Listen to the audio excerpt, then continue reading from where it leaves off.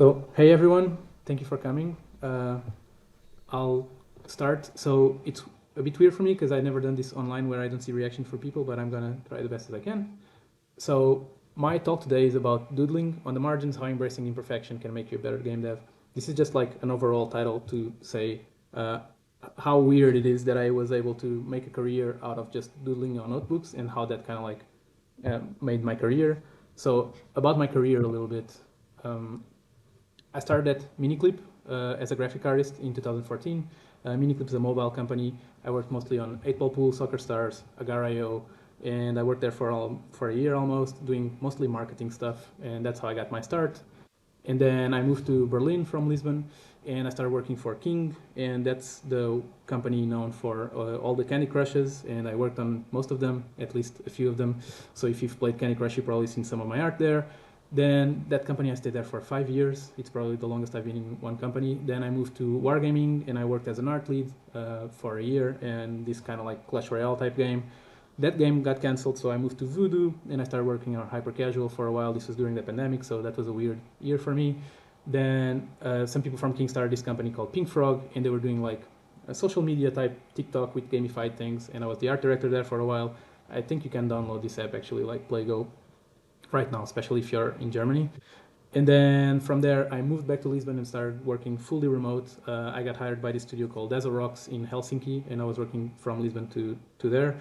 And we worked on this social game that's like MMO, Minecraft, Animal Crossing, and again, it's called Super Special, I think, and it's also out.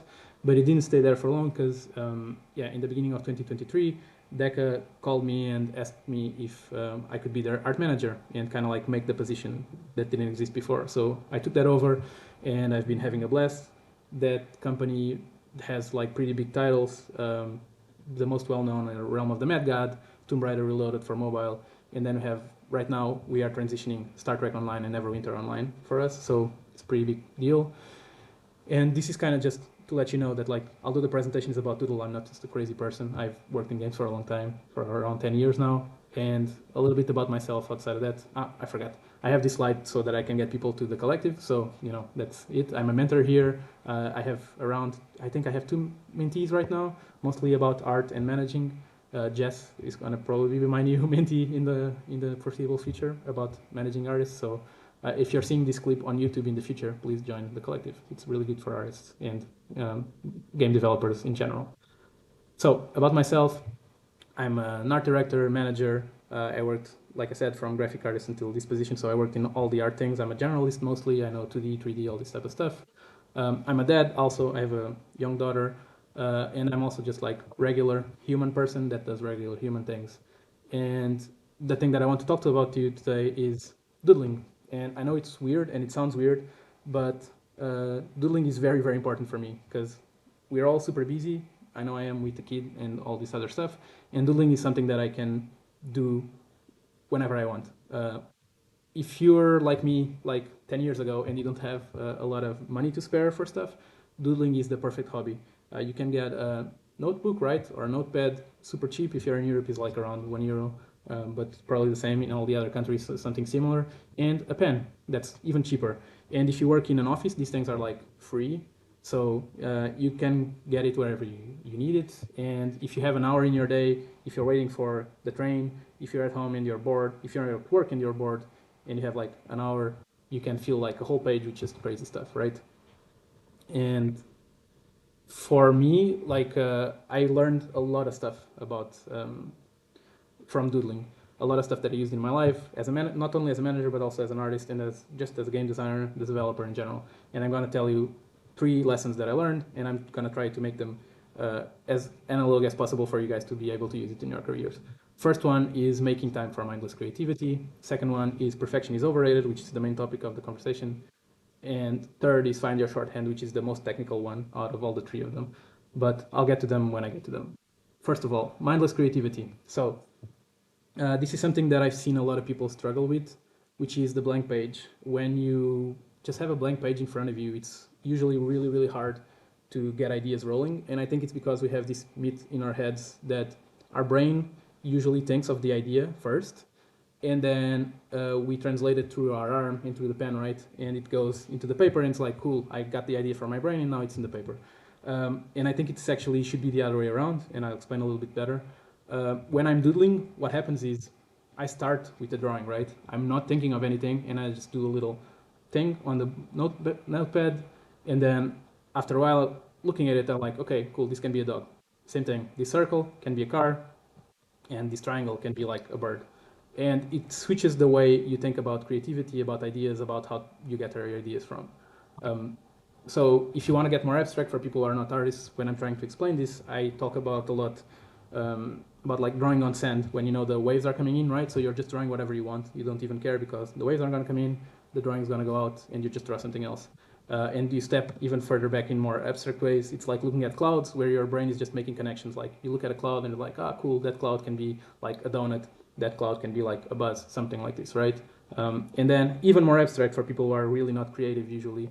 It's kind of like shower thoughts when you're taking a shower, and because your mind, usually it's early in the morning and your mind is kind of like still booting up and it's busy with like, you know, the water is in your back, you're not thinking about anything, and your subconscious kind of comes in and you start thinking of all these crazy things. And I do believe that's where creativity comes from.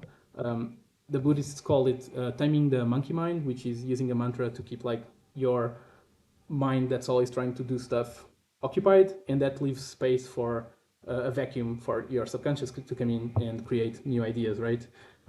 I've done this through all my life since I was a very young kid, because I remember my teacher telling me, for me, it's like, I'll let you draw the little dudes if you just stay quiet during class. And again, this has worked for me so far. Like I do it still in meetings and all this stuff, and it works really, really well. Now, in terms of game design and game development, because right now it's only been like personal experience, there's a few examples out there that I've tried to find and cover as honestly as I can. First of them is Kita Takahashi.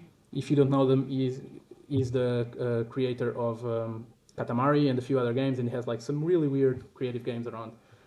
And for Katamari itself, I've heard the story, and again, maybe it's not true because, you know, it's online, so I'm never sure if people lie on the internet. But I do know that he started as a sculptor.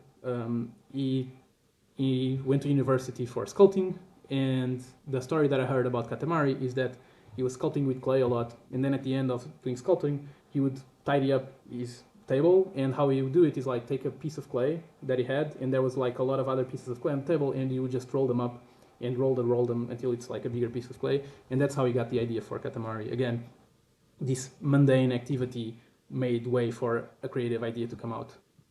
The same thing with Miyamoto. If you know his story, there's a lot of examples from his life, but the one that I want to talk about is Pikmin. Miyamoto has always said that he likes to observe nature a lot, and the story from Pikmin is that he was just sitting outside looking at the garden, and he saw some ants, and he thought to himself, wouldn't it be cool if I could control the ants to make them do whatever I wanted? And that's how I came out with Pikmin. And even if you go further back to Zelda, he talks about like when he was a kid, he would go through rice fields with a stick and just like hit the grass, and you would see the grass kind of explode. You'd look around corners and try to look for treasure and stuff like this. And again, these are just like mundane experiences from his life that inspired him to create things so that he can connect to an audience in that way. And there's a lot more examples out there, I'm sure. So, but for these examples that are not so much about mindless creativity giving you a spark that kind of like connects you to an idea, but there's a lot of inspiration to be taken from like just ordinary stuff like doodling or just living life. Matt Nava, the creator of Abzu, is a really big fan of scuba diving, so the underwater world basically inspired him to create Abzu.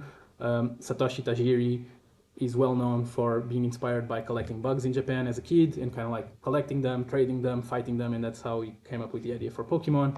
And last example I have is Abi. He's the creator of Emba. It's a game that's kind of well known in the community about like cooking. And this game comes from his memory of cooking with his family, right? Especially in a multicultural family that kind of just has different ways of cooking stuff. So again, little things from your day-to-day life that can spark big ideas. You need to make space for them instead of just like always be concentrated on creating new things. If you actually leave space for the world to kind of just inspire you, I think you'll have better ideas. But this is all well and good, but for me, I've worked on corporate level basically most of my career. especially when it's like comes to earning money. So it's really hard because they're trying to capture the same feeling of like this spark of creativity, and usually they try to do it as brainstorm, right? They put a bunch of people in a room and then just a whiteboard, and they're like, cool, wow, think of ideas. And I think this falls back into the early thing that I was talking about, the blank page, where you're just like, okay, I need to think of ideas and then put them on the board.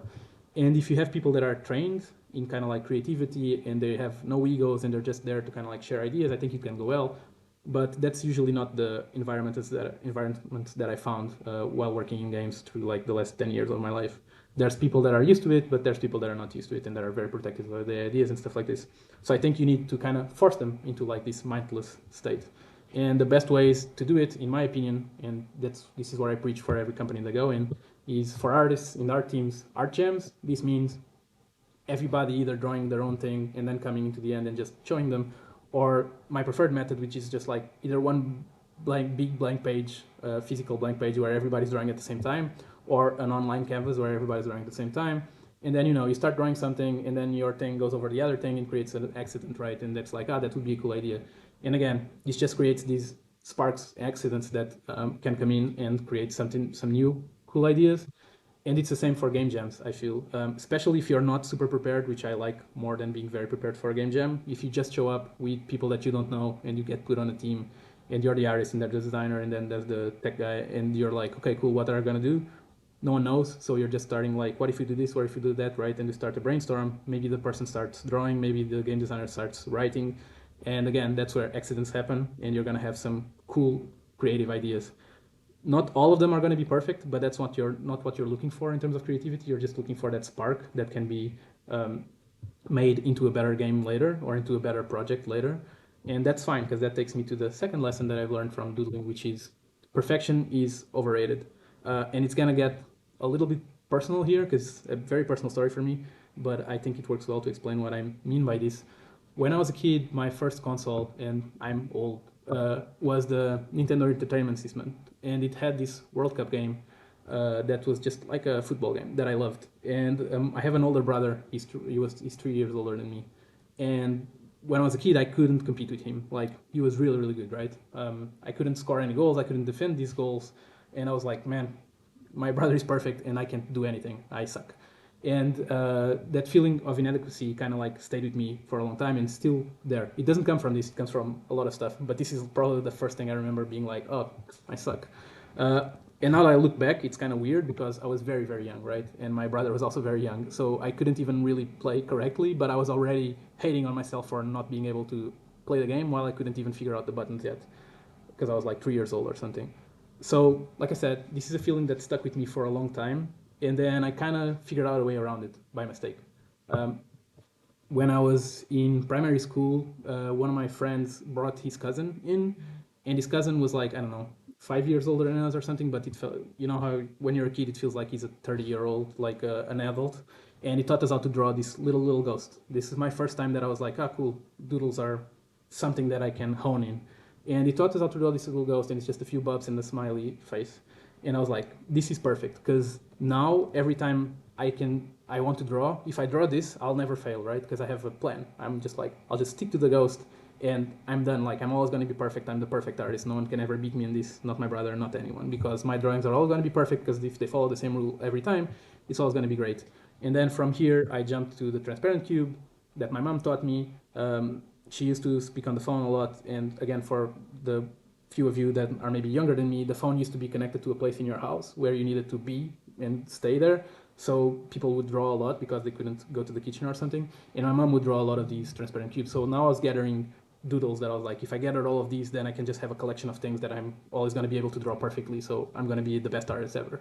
The same for the S. This is something that I think came out in the 90s. No one's really sure where it comes from, but like I remember very specifically seeing this and this being the best example of what I'm talking about, which is like if you just do 2 lines, 2 lines, 2 lines, 2 lines, right? It always comes out perfect and everybody can do it. And then I was already like really good artist in my school for doing this, because like kids are not the smartest. And the last one I did, which was like the thing that I was drawing at like high school level while I was still in primary school, was Goku smoking a joint. And this one was really, really big. Like, it's even worse now than I could draw. I could draw it way better when I was a kid. And because of all these drawings, I was like, cool, I'm really good artist. I have these four, and then I had a few more, right? But I had a collection that I could always pull from and be like, look, I can draw really well because I would never fail. And I would look at my brother, and he would draw these like weird, muscly dudes. As you can see, like we're both very big fans of Dragon Ball, but he would draw like these weird dudes with grills in their arms and kind of like an aura around them. But they were really awkward and gangly and not great, right? So I was like, cool, I'm way better than my brother at drawing, so he can never take this away from me.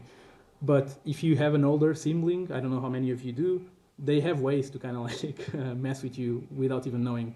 My brother is like the best person ever. I really love him, and he's great. But when you're a kid, I think I had this competition with him, but it was only from my side. I think he was just living life, and I was like, trying to really surpass him in some way that makes no sense at all. But as a kid, you kind of take these things to heart. But again, if you have an older sibling, you kind of probably had the experience where they, with a few sentences that can kind of like turn your world upside down and break your heart. And the sentence that my brother used for me was, why do you always draw the same things? And this completely broke my ego of an artist when I was like, I don't know, 7 or something. Right now, I was thinking to myself, I'm perfect because I can always draw these things. But then after this sentence, I was like, oh no, I'm not an artist. I'm just like a copy of a copy of a copy, right? I'm always drawing the same stuff. And from my brother's point of view, it makes sense that he would tell me this because it would look really weird if I knew like a 5 to 6 year old that was always drawing the same 4 things. It looks like a little bit compulsive. But from him, he was just really curious, like, why are you always drawing the same things? Why didn't you draw something new? And it completely flipped my world upside down. Now I was not perfect. I was just like a simulacrum of an artist. I was a copy. I was a clone. And my brother was like the most unbridled creative person I've ever knew, right? He was drawing all these weird, crazy, muscly dudes. And I was like, look, he can draw whatever he wants, and kind of they all look amazing and weird and cool and creative. And that kind of brought me down for a while. And I stopped drawing. I was like, nah, I'm not an artist again. I'm just not good enough. So I just quit.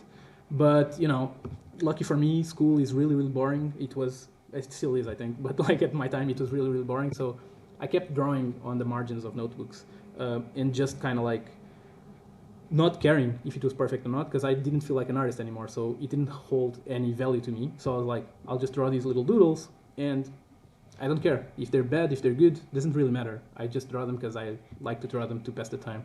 And that was really, really great for me, because these little doodles were things that after years and years and years of doing it, I started using them more to kind of like inform my other pieces.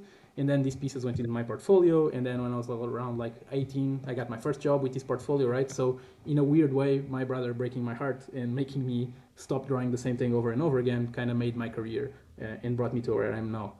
Again, this is a very personal story, but I can kind of do the analogy for the industry. In the early 2000s, again, if you're young or old enough, you will remember this. There was 2 consoles that were outselling each other. They were just always competing. And the Nintendo, which was the PS2, and the Xbox. The Nintendo GameCube was really kind of like low on the market. Like they were not making the same money as the other guys. And the reasons were because these 2 consoles were making really, really good games, like super high graphics for the time, really mature games, which meant like all these people coming from the 90s, all these gamers were like PC gamers were going to the consoles and go like, cool, these things would look really cool, like GTA and Halo, and you can shoot people and stuff like this. And Nintendo, although the GameCube is pretty good and has some pretty good games, we're just not finding a market, right?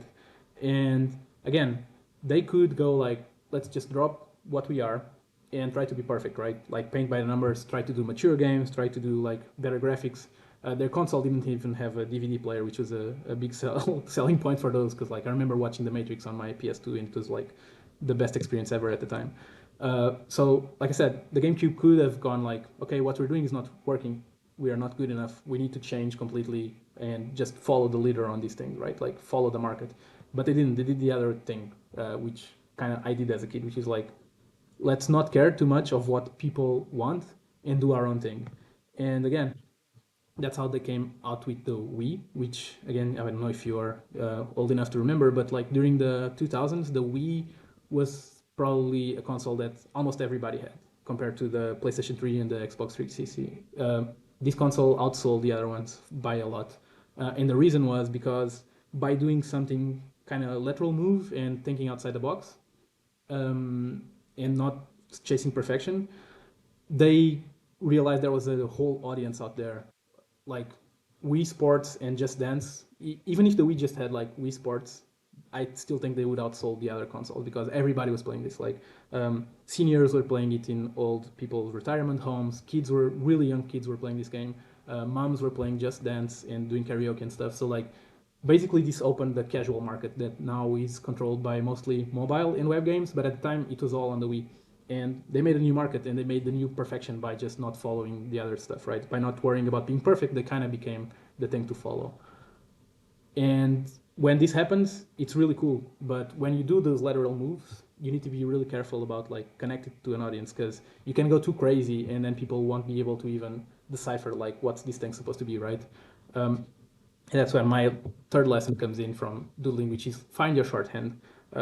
Shorthand is something that we all use to communicate with each other, but usually it's very connected to like language and alphabet, and it's harder to understand how to do it in art, like music, cinema, and games.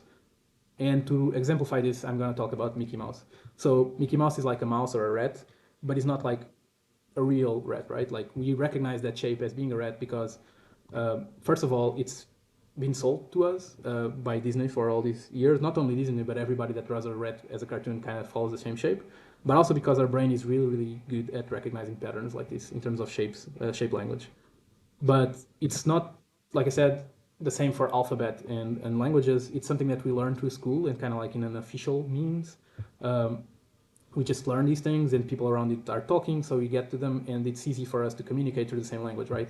But it's not the same thing for music and cinema and stuff. You can still learn them, but like for me as a young kid, there was no music class or cinema class, right? It was just something that was passed through older generations to me, like my older brother teaching me about music, me watching movies with older people telling me like, this is a good movie, this is not a good movie. And you kind of start finding the shorthand, right? Like you understand for music, like what the chorus is, what the notes are, what's pop, what's hip hop, what's like rock, stuff like this. But you learn by listening more. And the same thing for movies. You start learning like what's an action movie, what's not. You know, you start recognizing shorthand for like Tarantino movies. You kind of understand like the vibes of that movie. And it's the same thing with art. But it took me a long time to understand this, how to kind of like find my own shorthand in order for my drawings to be more effective communicating with other people. And I learned it through a teacher that used to work for children's illustration books. He still does, by the way. But yeah, at the time I was doing a course on like illustration, and this person was a teacher there. And he was really good at like translating, for me, very complex ideas and putting them into kids' books. And I was really interested in that, like how can he do that? And if you look at like the last drawing of the garden here, you can see that it's a garden, but he's using like, I don't know, 5 different colors of green, and it's just like a few lines. It's not that complicated to make, but you understand what it is because he found a shorthand for that. Like he understood like how can I maximize my efforts to kind of like make this thing as simple as possible, and but that people still understand what it is. And I was asking him like, how do you do that? How do you do that? And he told me like, you already kind of do that when you're doodling, right? You already kind of pushing yourself to these limits to make something really small that it's recognizable by anyone. But he went on and told me a story about his dad. So his dad was in the 70s, 60s, and 70s. He was an illustrator, and in the 70s and 60s, everybody would buy like matchbook boxes, and to smoke, you need to light a cigarette, and lighters weren't a big thing back then. So he would draw these illustrations because matchboxes were competing against each other, and the ones with the cooler like little things there would sell more. And his dad would draw on these really small, tiny matchboxes, and then use the same drawings and then blow them up to like really big posters and sell them on the side to make more money. And the lesson that he taught me was like, if it works on this really small screen, box, whatever, it's really gonna work on this really big poster. And it works the same for doodles, and I think it works the same for games, and this is my theory.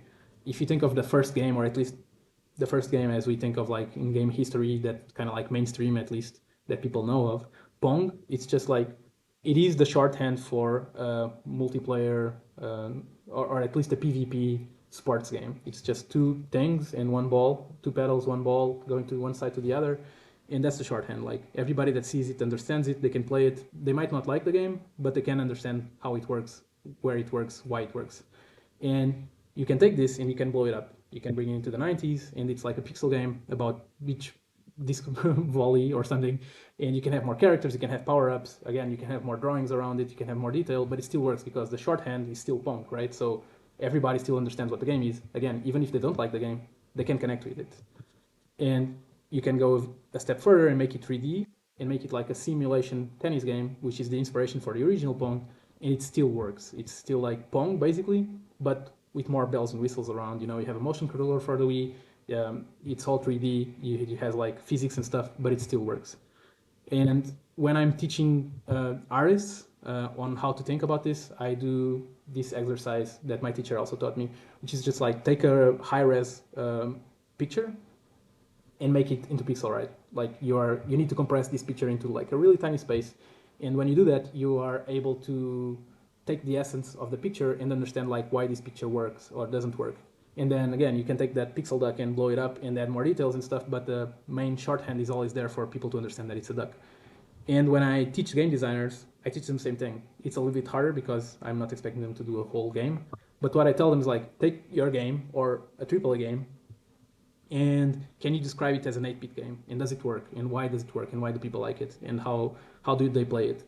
And if it works as an 8-bit game, it's still gonna work as a AAA game. And if you want to condense it even more, and this is something that I teach teams basically that are looking to see like why their game isn't working, is it gonna connect to an audience? Again, our audience is gonna understand it. What I do is like, okay, think about Breath of the Wild, 3D game for the Switch. It's not super powerful AAA game, but it's pretty out there, pretty powerful with the technology that they have. And look at it in the 8-bit version that we also have, and describe it in one word. And people describe it in a lot of different words, but like really try to get the team together around one word. And usually what the team reaches, and again, it's the official word because that's how it's been described by Miyamoto also, it's an exploration game. Like it's a fighting game, it's a puzzle game, it's a lot of things, but the main essence of the game is it's an exploration game. And that's a shorthand that Nintendo uses it for every Zelda game. That's where they're coming from. They're like, it's always going to be an exploration game first, and then we add stuff around it, but people are always going to understand that this is a Zelda game because it's an exploration game. The same for Metal Gear, also has an 8-bit version. Again, you can call it a shooter maybe, not really, but you can call it a lot of things like some weird spy game. There's a lot of different ways to describe it, and teams can describe it in a lot of different words.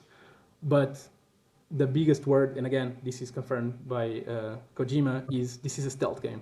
And it's even my theory that the more that Metal Gear strays away from being a stealth game with their spin-offs, the more people disconnect from it. Like Metal Gear Rising, because it's not a stealth game, people were like, what is this? It's not real Metal Gear because the shorthand is failing, right? Because we've been used to Metal Gear being a stealth game, and when it's not, it's kind of weird for us.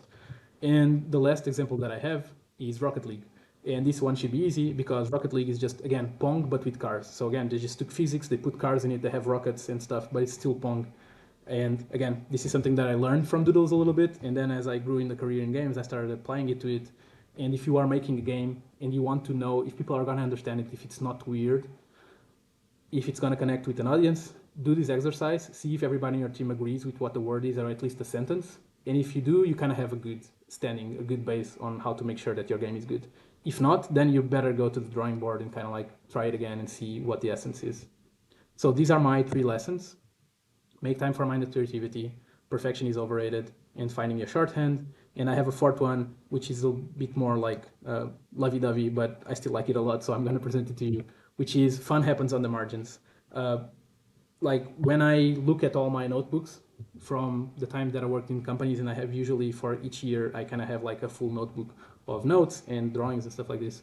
The text that was the serious thing at the time that I was paying attention to now becomes the rigid thing that I don't really care about. Like all those things don't worry me anymore. I don't care about them anymore, right? Like plans for Candy Crush of like 8 years ago, who cares about them anymore?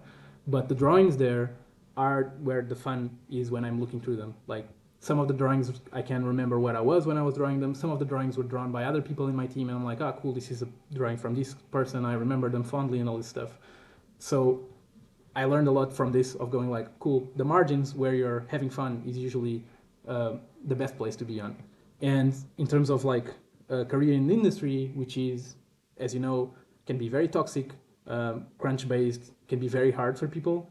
The margins are where the fun is, and I do think we joined the industry to have fun, to kind of recreate what we had as kids and try to connect with next generation of kids of like, hey, you can have the fun too playing these games. And the fun when you're in a professional environment for me is the people around it, and they're all on the margins, right? It's the people that work for you. They are the ones that are gonna help you. They are gonna be the ones that are gonna have fun with you. And especially if you're like me and you have the kind of privilege to move from one country to another and kind of start a whole new life there, these people are going to be your support group. These are going to be your friends. So even if you're out of work, these are the people you're going to hang out with most of all, because it's the people that you spend most of your life with. Even if you hate your job, the reality is you're going to spend 8 hours a day there. So you're going to spend a lot of time with these people. So you better have fun. And some of these people, like one of the persons here was the person that took me and my wife to the hospital when we had our first baby. So really pay attention, don't neglect them. Make sure that you take care of your peers and they will take care of you. They will find you jobs, they will help you out when you need. So again, not your managers, not the people below you, but like the peers, the ones that are in your level, those are the ones that are going to stick with you for a long time. So please don't neglect that. And that's all for my presentation. Thank you so much. So I'm going to open the stage for questions or comments or whoever wants to talk now. That's amazing. Honestly, thank you so much for your presentation, Afonso. Is there anyone who has a question? Please do put up your hand. It's the option on the bottom. No, lots and lots of applause. Thank you, everyone. If no one has questions also, you can always reach out to me through the Discord and just DM me. I try to help as many people as I can. Like I said, I'm busy, but I always have time. I'm mostly an art manager and know more about art. Like I said, I know a little bit of everything. Unfortunately, I'm a generalist, so if you're really trying to get like specialized in your field, I'm not the best person. There's going to be a technical artist or a 3D artist that are really, really good. I mostly know a little bit of everything, but not enough to teach you really deep stuff. But if you want help trying, like going through a portfolio, looking for jobs, preparing for art interviews, or even just interviews for games for the game industry in general, yeah, just reach out to me and I'll try to help as much as I can.